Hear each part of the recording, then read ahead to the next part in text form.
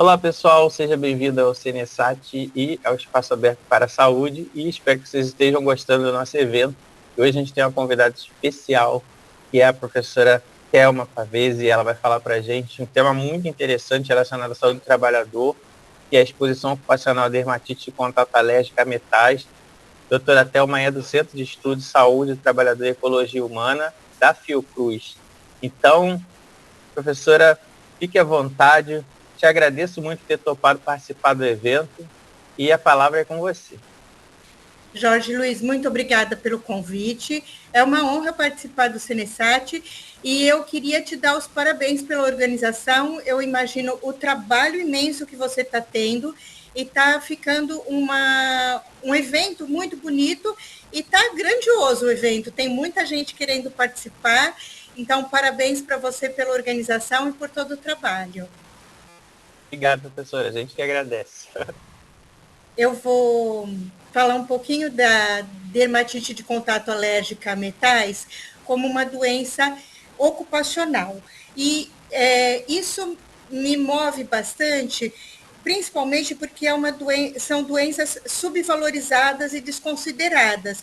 Não se fala muito e, na verdade, a gente vai entender, principalmente porque as pessoas têm essa atitude de se autotratar quando a questão é a pele. Não dão a devida atenção, né? Então, eu vou primeiro falar para vocês que eu sou química, minha formação é química, eu não sou dermatologista, eu tenho eu me desloco bem dentro do campo da dermatite de contato alérgico a metais depois da minha tese de doutorado, porque eu tenho trabalhado com isso e tenho contribuído com dermatologistas, principalmente no SEST, que é o meu local de trabalho, é um departamento da Fiocruz, mas eu não sou dermatologista. Eu vou dar uma visão que vocês vão perceber que ela é bem ampla. Eu vou falar de coisas químicas e de coisas clínicas, tá?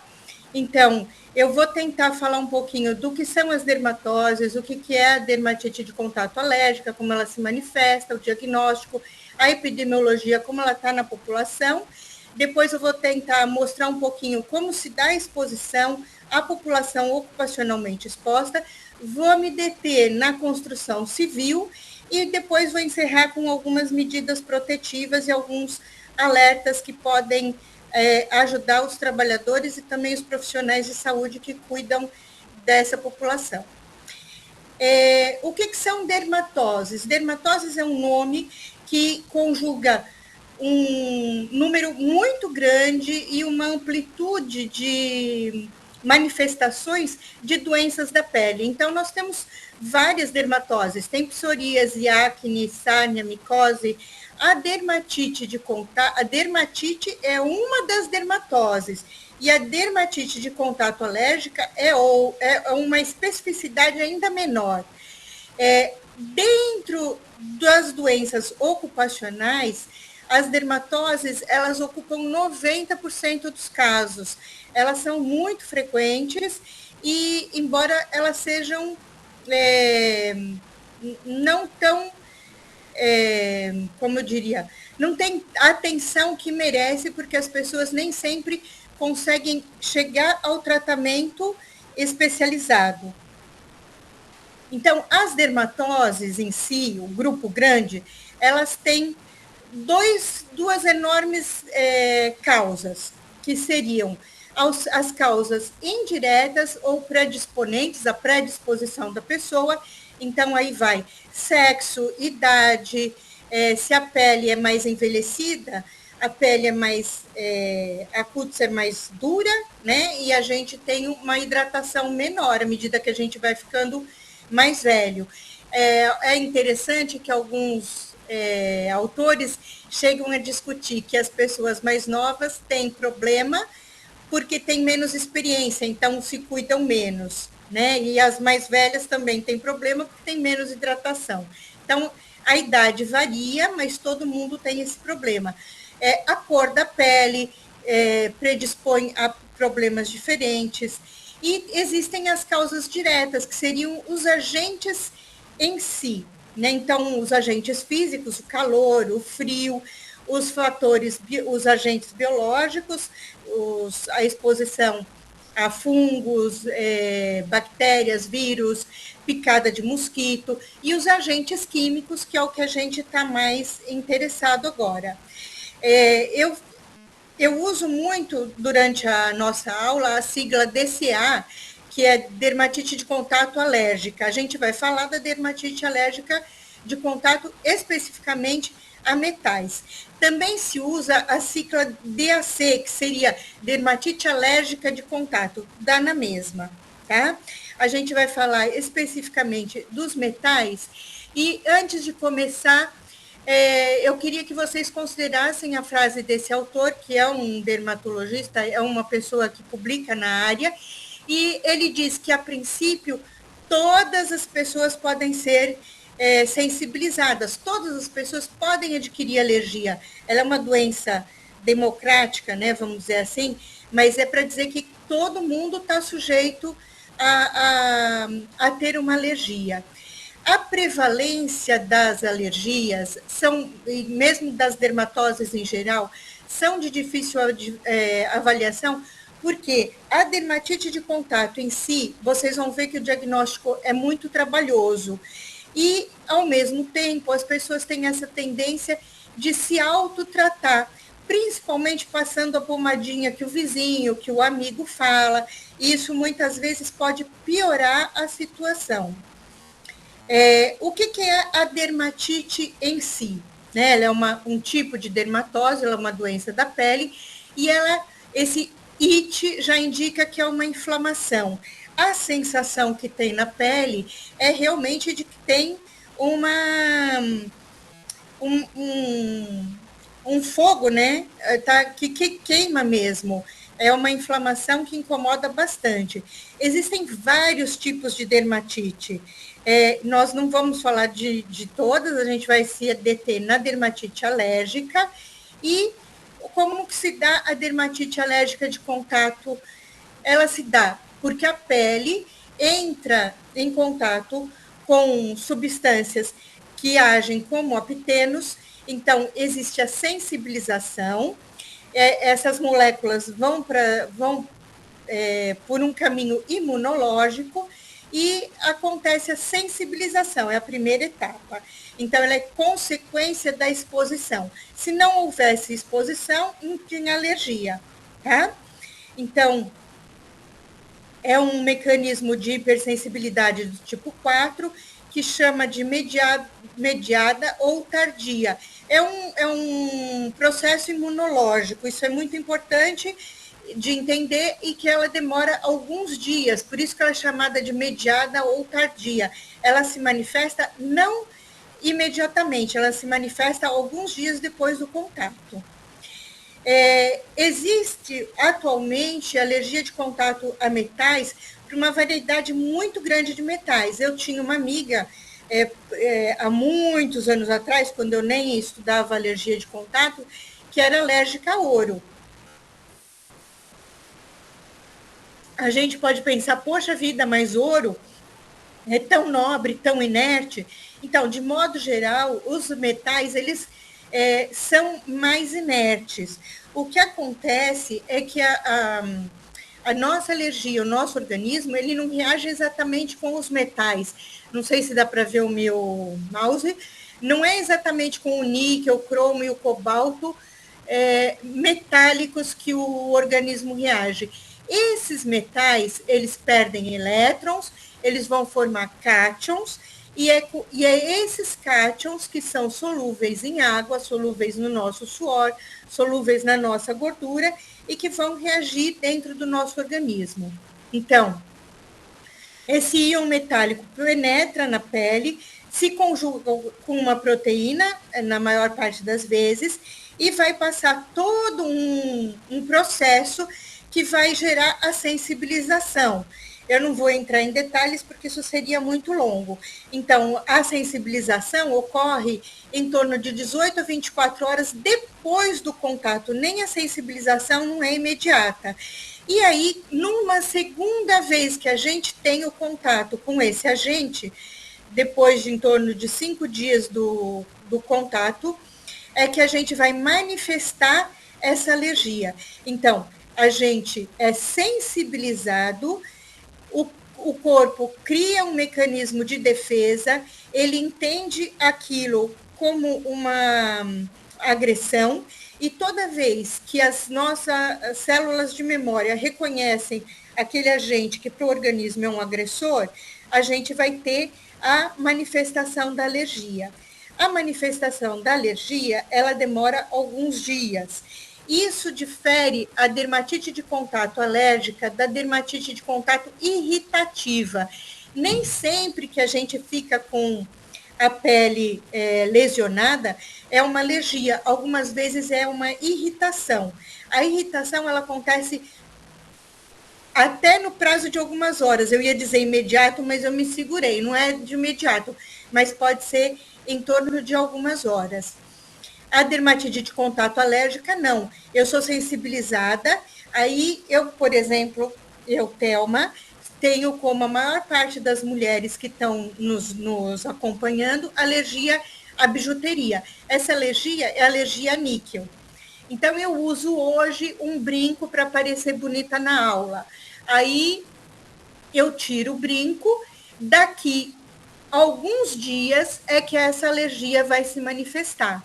Não é uma coisa de imediato, e isso dificulta bastante o diagnóstico. Como que é a manifestação da dermatite alérgica de contato? É através do eczema. O eczema se manifesta pela vermelhidão na pele, principalmente na região onde houve contato com os metais. Aqui vocês estão vendo que era uma criança que carregava uma medalhinha, e exatamente no lugar onde a medalhinha ficava encostada, formou o eczema. Então, dá uma sensação de desconforto muito grande, pode ter dor, prurido, que é a coceira, pode acontecer a descamação, e a gente pode, inclusive, ter a formação de rachaduras e sangramento. Vesículas que seriam bolhas, né? E a sensação de queimação e coceira é muito forte. Isso atua em qualquer região do organismo, e aí a gente fica pensando assim, poxa, eu quero ir logo para o tratamento, né? Acontece que nós não temos um tratamento específico. O que é o tratamento? O tratamento é tratar a sintomatologia do eczema, é tratar o eczema, é hidratar a pele, muitas vezes são corticoides, pode ser corticoide tópico ou por via oral, isso quem vai dizer é o dermatologista. E o que é o principal combate à dermatite de contato alérgica? É identificar qual é o alérgeno. Lembra que se não tem a exposição, não tem dermatite. Então, o principal combate é evitar o contato com os alérgenos. Para isso, eu preciso identificar, eu preciso saber aquilo que eu sou alérgica, e eu preciso reconhecer aonde aquilo está presente, que é para eu poder evitar. Então, se eu não sei se um brinco tem níquel, eu não vou saber se eu posso usar ou não, né?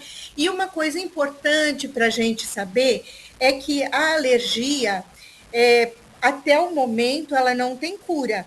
Existem tratamentos que dizem que curam a alergia, mas são tratamentos controversos, com resultados controversos.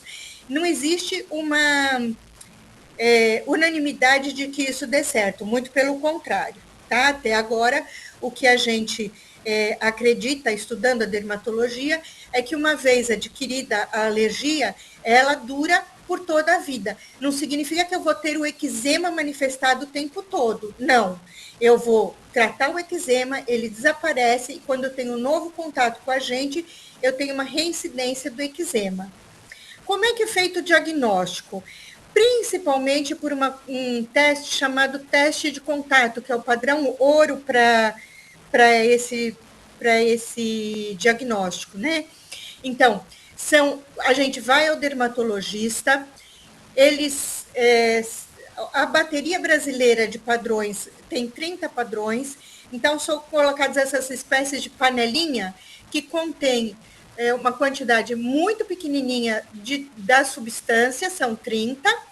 Então, o dermatologista coloca essas celulinhas nas nossas costas, principalmente. Se não puder ser nas costas, o dermatologista usa outra região, as coxas, o abdômen, os braços, mas geralmente é nas costas. E aí, isso é uma das dificuldades para se ter o diagnóstico. É preciso ficar com essas bandagens, com as substâncias, durante 48 horas. Então, eu vou na segunda-feira, por exemplo, eu vou ao dermatologista na segunda-feira, coloco o teste, eu não posso tomar banho. Por 48 horas, eu não posso lavar as costas, eu posso tomar banho de outra forma. Aí se vira, né? Paninho, etc. Mas essas 48 horas eu não posso molhar o lugar do teste. Daí eu vou, passo 48 horas, eu volto no dermatologista na quarta-feira. Quarta-feira eu tiro as bandagens, eu não posso ficar coçando e agredindo, e eu vou passar mais 48 horas sem a bandagem. Então, se eu fui na segunda, eu voltei na quarta, eu volto na sexta-feira para fazer a leitura de 96 horas. E isso é muito difícil de encontrar clínicas e dermatologistas que façam corretamente. Por que isso é o correto? Isso foi estudado, existem protocolos para isso, e isso obedece um grupo de pesquisa em dermatologia que é internacional. E, como eu já falei, a bateria de padrões brasileira, elas são basicamente 30 substâncias e podem ter mais, à medida que o dermatologista ache necessário. Existe uma bateria, por exemplo, só para cosméticos. O níquel, o cobalto e o cromo, que é o que está nos interessando hoje, eles fazem parte da bateria de padrão brasileira normal. Tá? Como que é a interpretação do resultado? Então, se não tem nada, se a pele fica lisinha, não tem reação. Se tem só um eritema, que é só uma vermelhidão, o resultado ainda é negativo. Vocês podem ver aqui que a pessoa, ela reagiu bem, né? Nesse quadradinho. Então, as reações positivas, elas podem ser fracas, fortes ou muito fortes. E aí nós temos o eritema e pápulas, que são bolinhas, né? Nós vamos ter a reação, fraca. O eritema com pápulas e mais vesículas, que seriam bolhas, é a reação forte. E se nós temos, além do eritema, o eritema ele é um grãozinho, a pele fica durinha, fica uma granulosidade que é perceptível ao tato e a gente vê que ela é altinha. Tá? As pápulas seriam as bolinhas, e se tiver edema, que é o inchaço, então é uma reação muito forte.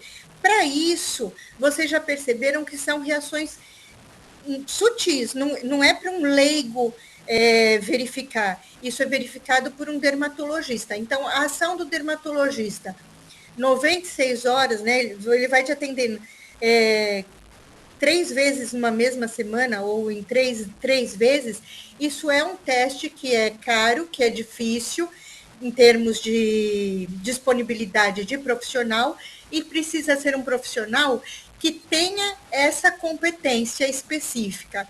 Além do teste de contato, o diagnóstico é feito pela anamnese, pode necessitar exames complementares, o exame físico, porque o médico tem que verificar as regiões das lesões, como são as lesões, os formatos, a cor, tudo isso o dermatologista acompanha.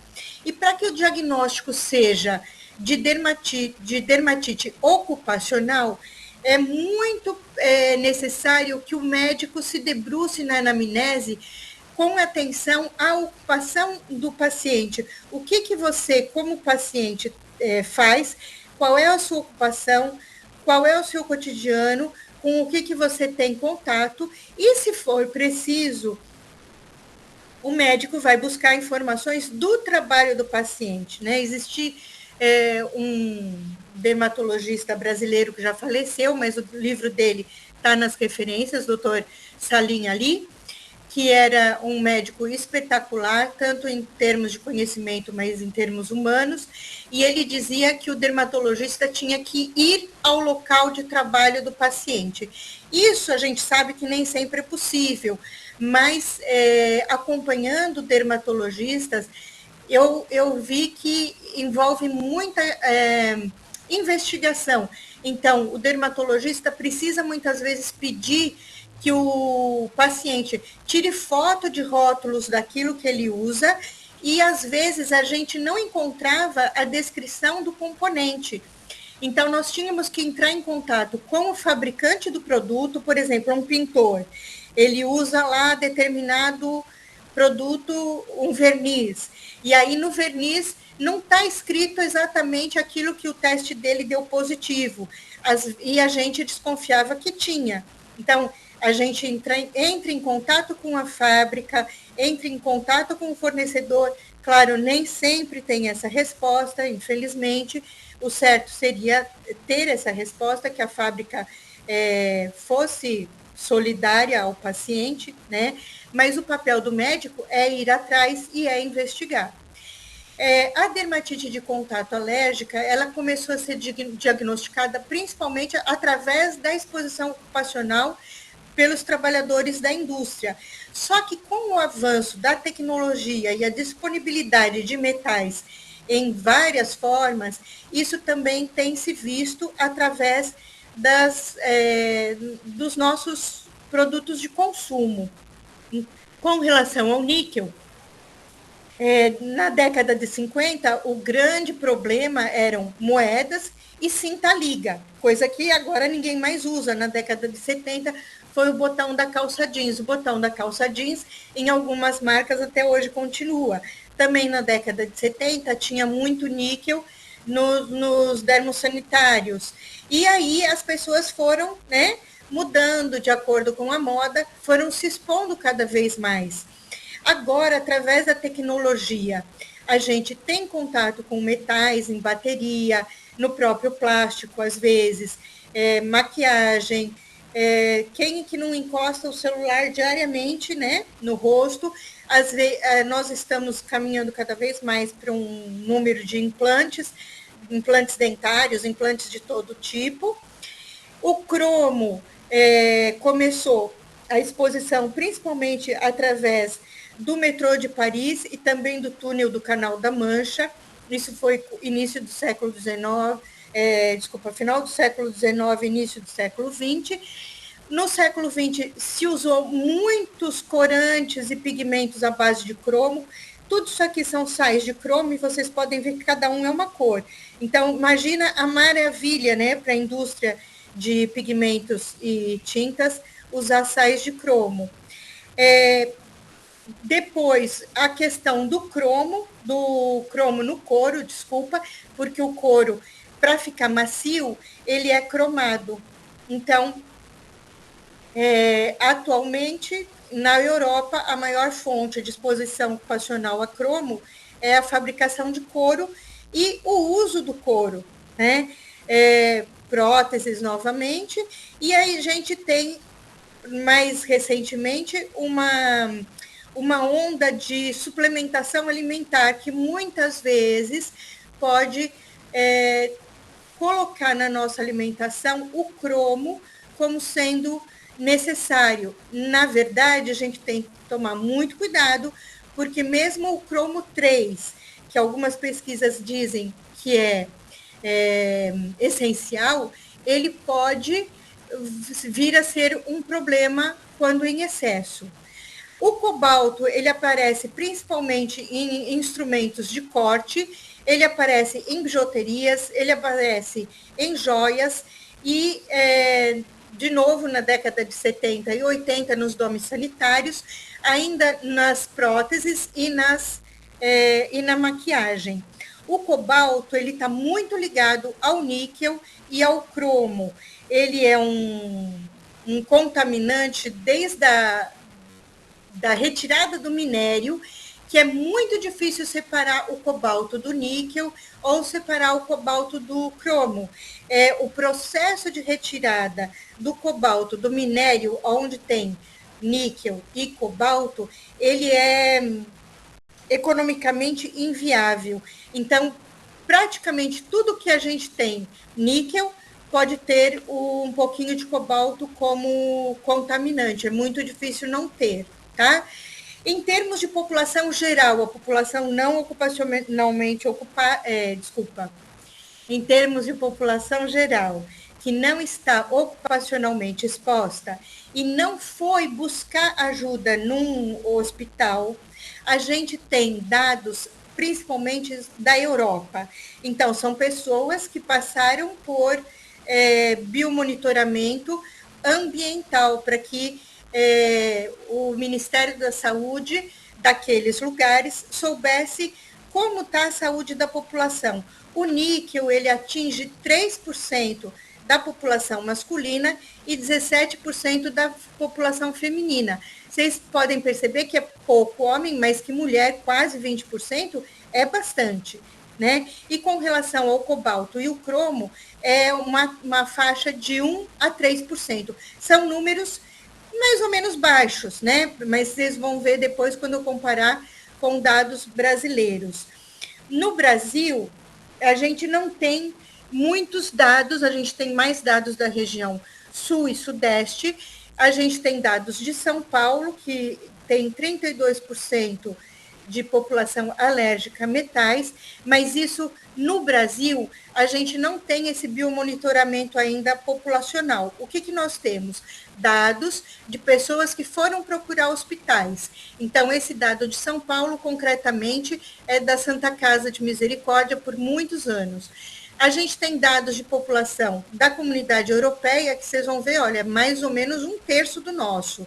Essa bandeirinha é do Irã, tem mais ou menos a mesma prevalência que a gente, mas também não tem nenhuma restrição à exposição a metais. E no Rio de Janeiro, através de um trabalho que eu participei, que foi eu que coordenei, a gente sabe que tem em torno de 40%. Foram feitos dados também hospitalares. Desses 40% de alergia a metais, a gente tem principalmente níquel e cromo. Estou um pouquinho preocupada com o horário. Então, o níquel no Rio de Janeiro fica em torno de 28%, não está muito distante dos outros dados que a gente tem disponível no Brasil. O cobalto é 13%. Minas Gerais é diferente, mas a coleta lá foi feita diferente, então os dados não são exatamente compatíveis, é mais fácil, é mais comparável de São Paulo e de Rio Grande do Sul. Não tem uma diferença muito grande, apesar de que... o cobalto, desculpa, o cobalto eu já falei, pode cortar essa parte. E o cromo, nós temos 11% no Rio de Janeiro, que é comparável a São Paulo e Rio Grande do Sul. A gente percebe o quê? Que, embora sejam regiões com clima diferente, cultura diferente, hábitos diferentes, esses valores eles não são muito diferentes, eles são mais ou menos a mesma coisa, mas eles representam não a população em geral, eles representam a população que estava tão incomodada com aquela dermatite que foi buscar ajuda nos hospitais. É importante a gente verificar que para os 3 metais, a população, ela em geral está acima dos 40 anos e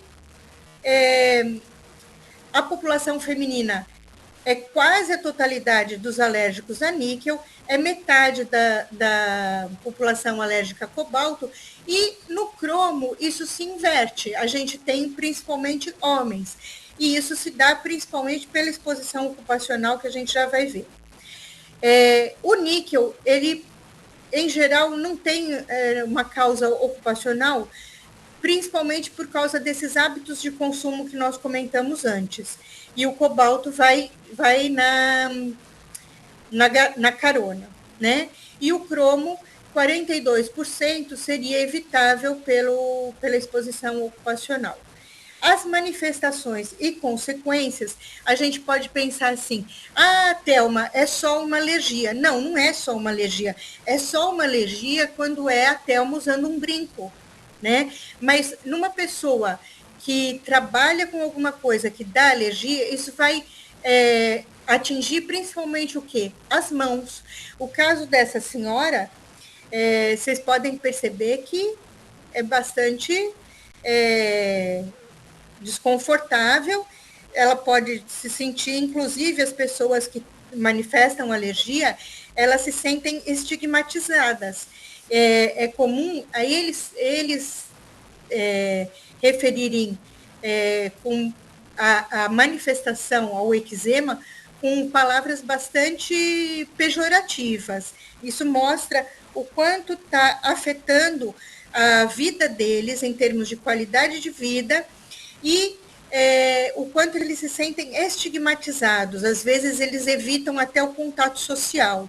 Isso é muito importante perceber que esse paciente, algumas vezes, ele não precisa só de um dermatologista, ele precisa de um dermatologista e ele precisa de um tratamento psicológico para vencer e entender a sua doença, que não é contagiosa, né? Mas muitas vezes ele tem vergonha de se apresentar socialmente e muitas vezes as pessoas agem de forma agressiva.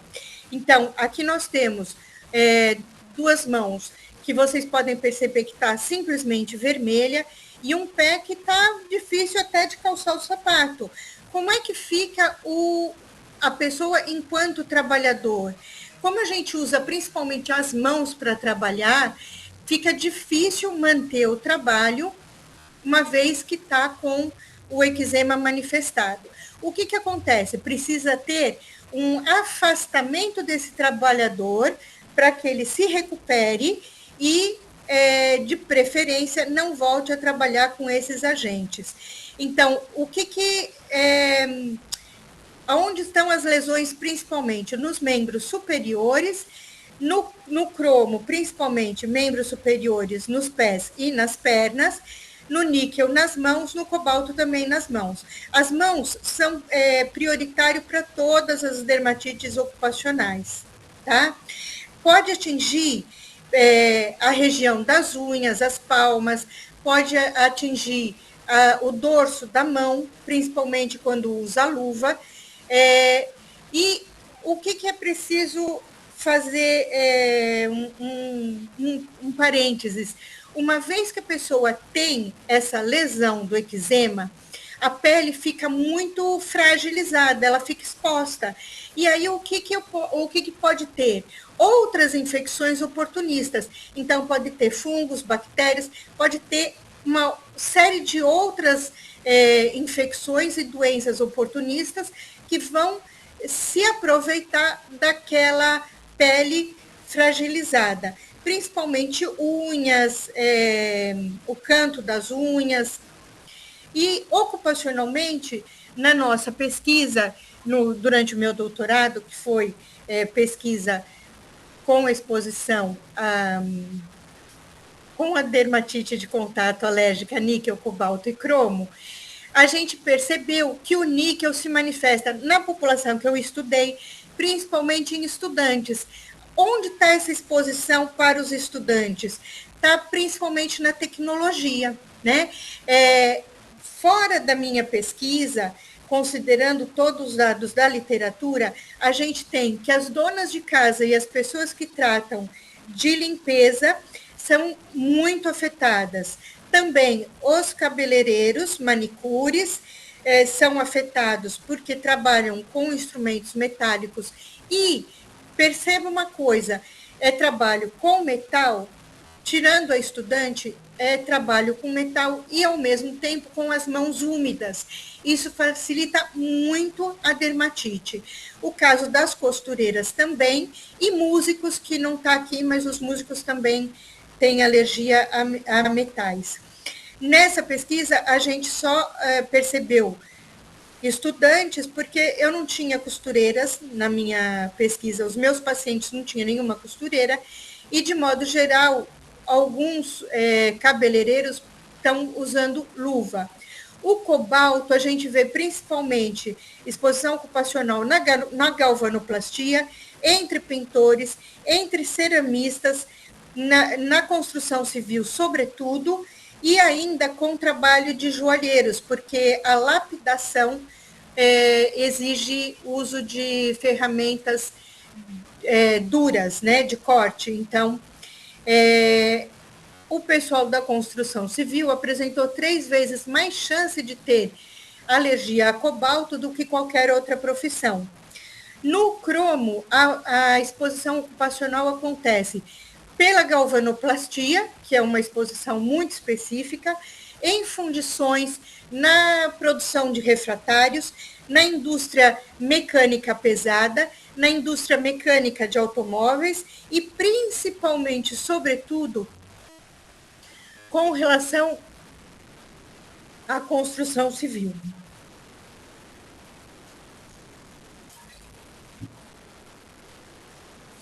No nosso estudo, nós percebemos que praticamente os mecânicos têm 3 vezes mais chances de ter alergia a cromo do que os outros profissionais. E os trabalhadores da construção civil chegam a ter quase 9 vezes mais chance de ter alergia a cromo que os outros profissionais. Isso em virtude do cimento. Opa! E a gente pode pensar que a pessoa que tem alergia a níquel, a cobalto ou a cromo, ela não tem só essa alergia. Como eu falei antes, a pele, uma vez lesionada, ela abre oportunidade para outras infecções e também para outras alergias. Então, nós temos uma coisa que se chama de coexposição, que é eu tenho exposição a um material que tem mais do que um agente alergênico. Por exemplo, se eu uso uma bijuteria, ela pode ter níquel e pode ter cobalto. E eu estou exposta a uma, fico alérgica, estou exposta a outra ao mesmo tempo e eu posso adquirir 2 alergias, eu posso adquirir 3 alergias. No cimento, nós temos o cromo, nós temos o cobalto e nós temos, no Brasil, inclusive, um pouquinho de níquel. Olhando esse diagrama de Venn, a gente pode perceber que o número de pessoas que apresenta alergia a níquel e cobalto é maior do que as pessoas que manifestam alergia só a cobalto. Aqui a gente tem muitas pessoas com alergia aos 3, percebe? Então, isso é a coexposição. Isso é uma coisa bastante grave. As pessoas que têm alergia a níquel, elas têm praticamente 3 vezes mais chances de apresentarem alergia a cobalto. E as pessoas que são alérgicas a cromo têm quase que 8 vezes mais chances de ser alérgicas ao cobalto também. O que isso significa? Isso significa que a gente não pode desprezar uma alergia, que na medida em que o meu paciente apresenta uma alergia, o dermatologista, ou eu como profissional de saúde, preciso estar alertar o paciente de que ele tem que se precaver de exposição de outros agentes, porque ele pode ter uma segunda, uma terceira alergia ou outras, né, como a gente vai ver. Dentro da construção civil, nós temos os casos mais extremos de dermatite de contato alérgica, principalmente, eu acredito, no Brasil. Por quê? Porque o cimento ele é abrasivo, então são partículas muito fininhas que, em contato com a pele, fazem o ferimento físico, né, pelo atrito, pela abrasão. O cimento é cáustico, quando em contato com a água, ele pode ter um pH tão básico que pode chegar a 12, 13. Qual é a consequência disso para a minha pele? É desidratação. E, ao mesmo tempo, a reação cimento-água, ela é exotérmica, ela libera calor. Então, eu vou ter uma queimadura química por causa de ser cáustico, acrescida da temperatura. Então, isso agrava bastante a lesão e facilita a formação da lesão. Da onde está o cromo do cimento? Como contaminação por causa dos minerais utilizados, o cobalto e o níquel também, principalmente na argila, mas no Brasil, infelizmente, nós temos nos altos fornos, vou voltar um pouquinho, desculpa, nos altos fornos, que quando tem a preparação do cimento, a formação do pó do cimento, no Brasil se permite que seja colocado material de rejeito. Então, aquilo que não se quer por aí, para não fazer contaminação, vamos fazer com que isso não fique rodando pelo meio ambiente. Vamos enclausurar. Enclausurar onde? Na forma de cimento. Só que as pessoas esquecem que esse cimento vai ser manipulado por um ser humano, vai ser manipulado por um pedreiro, por um profissional da construção civil, que vai ter contato direto, muitas vezes sem EPI, né? Então, isso é um grande problema no Brasil. Além da própria coexposição, exposição a agentes que estão numa mesma peça, né? A gente tem também a polissensibilização, que é ficar sensibilizado a outras coisas, porque já está a pele exposta. E aí, o que acontece, infelizmente, é que o material o equipamento de proteção individual, chamado EPI, deixa de proteger e passa a ser outro agente causador de sensibilização. Por quê? Porque, de modo geral, o que a gente vê por aí é que nós mesmos em casa, se vocês pararem para reparar, a gente não calça a luva com as mãos limpas. A gente, às vezes, suja as mãos, e porque eu sujei as mãos, eu vou colocar luva. Às vezes, a gente não faz a higienização das mãos antes de colocar a luva. E aí, o que acontece? A mão pode ir para a luva úmida e com material. Então, eu vou ter a fricção, eu vou ter a umidade, a pressão, o calor. Isso acontece a mesma coisa na bota, com uma pressão ainda maior. Por isso que, muitas vezes, a exposição ocupacional leva a lesões na sola do pé, porque entra material e a fricção vai causar um mal maior. Então, Carbamix e Turamix são componentes desses equipamentos de proteção que vão causar outras alergias, e isso está sendo bastante observado, principalmente na construção civil. De modo geral, são homens. Na minha amostra, eram 100% homens. Eu não tinha nenhuma mulher da construção civil. Desses trabalhadores da construção civil, 72% tinha acima de 40 anos. Por quê? Porque a sensibilização ela se dá cedo, ela se dá rápida, e é a idade produtiva. 66% tinha um vínculo ocupacional, e aí a gente tem que lembrar da anamnese, é aí que a gente faz a correlação com a exposição, né? E as mãos, de metade da população tinha lesão nas mãos. Essa aqui é, em geral, a forma de trabalhar da pessoa da construção civil no Brasil, que trabalha como autônomo. Exposição de pernas, às vezes é um chinelo havaiana, então expõe até o pé, e as mãos também.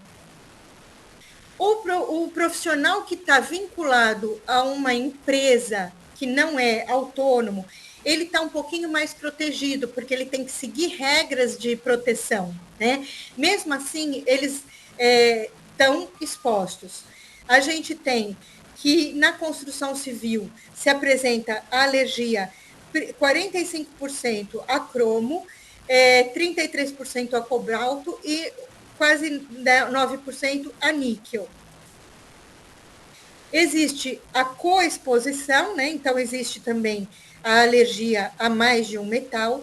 E uma coisa muito importante, principalmente no Brasil, é que o nível de escolaridade é muito baixo, e essas pessoas, em geral, têm apenas leitura na amostra que eu estudei, de 124 profissionais da construção civil.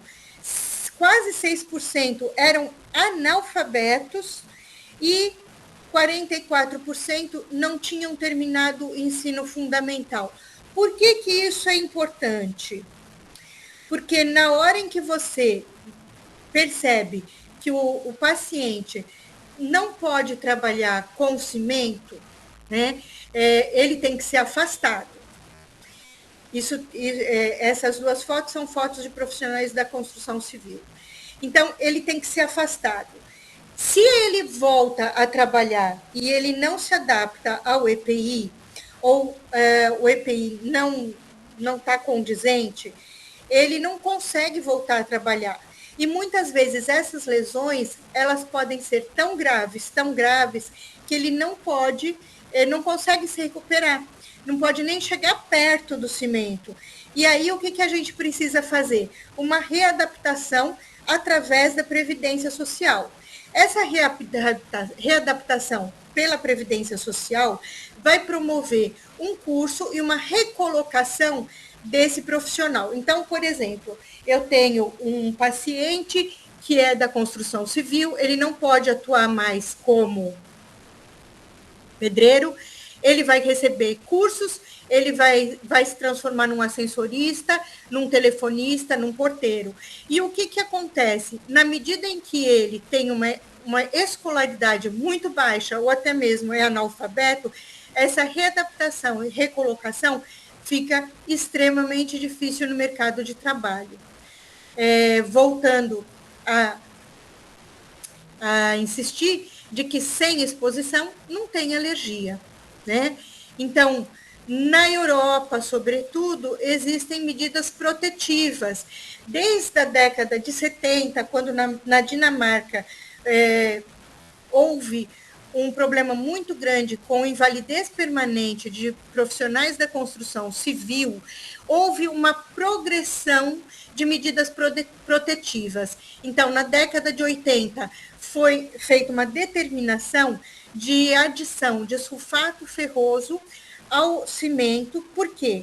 Porque o ferro 2, ele passa para ferro 3, ele perde elétrons, e ele faz com que o cromo 6, que está presente no cimento e que é muito agressivo, passe para cromo de 6, ele passa para 3, ele é reduzido.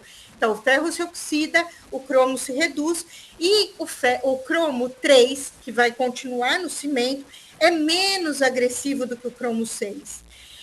Em 2005, foi feita uma diretiva europeia que determinou até a proporção de cromo 6 que pode estar presente no cimento.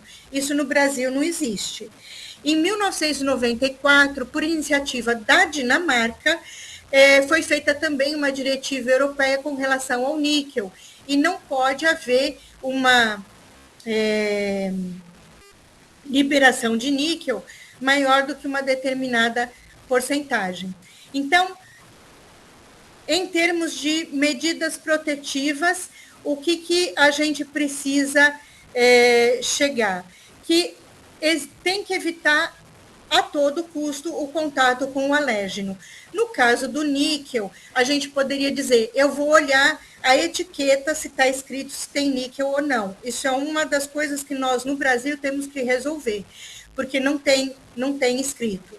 Eu estou deixando nas referências para vocês um artigo que é da minha autoria, não estou querendo fazer autopromoção, mas já fazendo, né? É um artigo bastante interessante que mostra que, através de um teste de triagem muito simples, um reagente que a gente esfrega com o cotonete, existe esse reagente para vender, mas se alguém, por acaso, que estiver ouvindo, trabalha na saúde pública e tiver interesse, entre em contato comigo, que a gente pode fornecer o reagente do nosso laboratório. No Brasil, não existe níquel em moedas, que é um problema em termos de caixa e cobradores de outros países. os músicos através dos instrumentos, a parte de beleza, toda ela libera níquel. E aqui eu vou voltar. Essa agulha de crochê aqui, ela dizia que ela era de alumínio, então ela não tinha que liberar níquel. Através do nosso reagente de contato, né, esfregando o cotonete, nós descobrimos que, na verdade, ela estava etiquetada errada. Ela está dizendo que é alumínio, mas na verdade não. Por quê? Talvez porque o alumínio seja mais caro, não sei.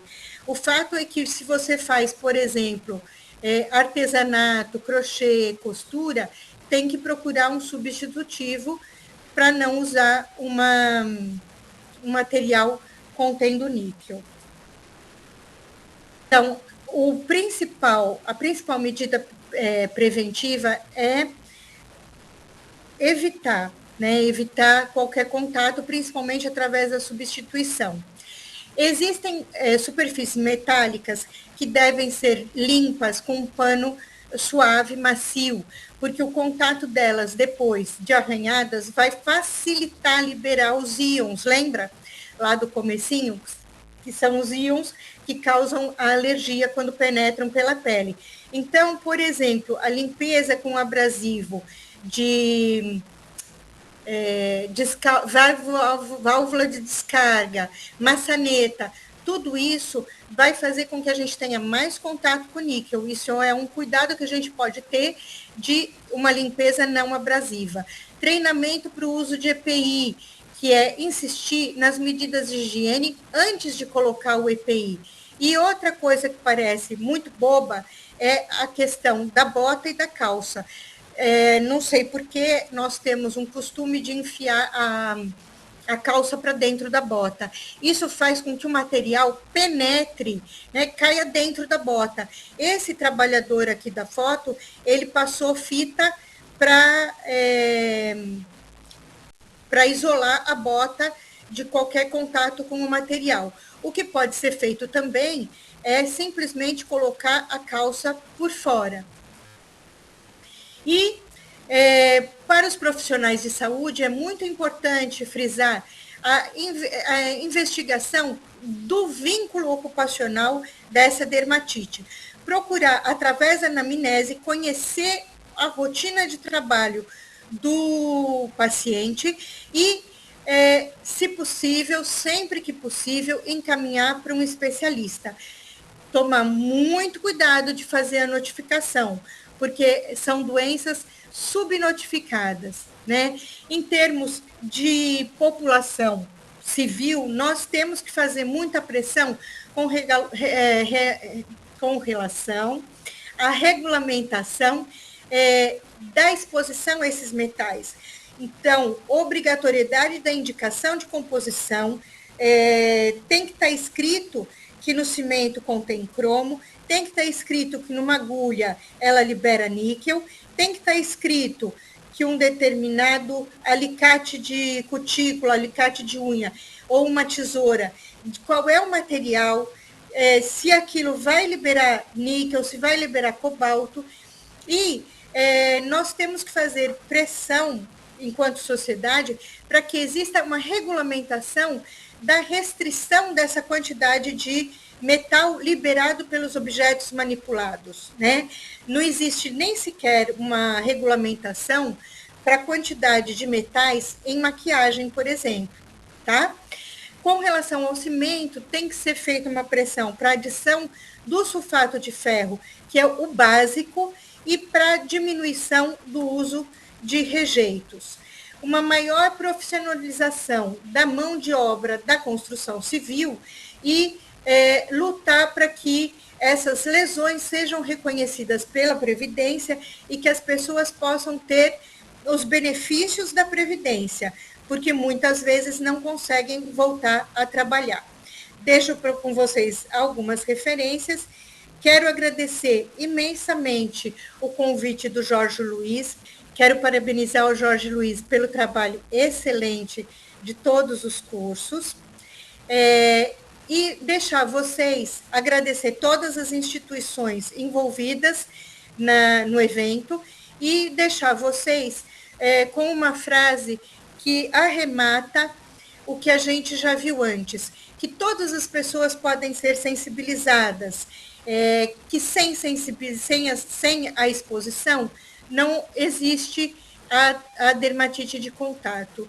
A frase que eu vou deixar para vocês é do José Saramago, e quando a gente quer liquidar o dragão, a gente precisa cortar a cabeça, né? Só cortar a unha não serve de nada. A gente precisa, em termos de dermatite ocupacional, e as causas, e muitas vezes isso não é culpar o paciente pelo uso ou uso errado do EPI, é também ir na fonte da exposição e pedir para os poderes públicos uma regulamentação desses materiais. Muito obrigada, Jorge Luiz, e muito obrigada a todos.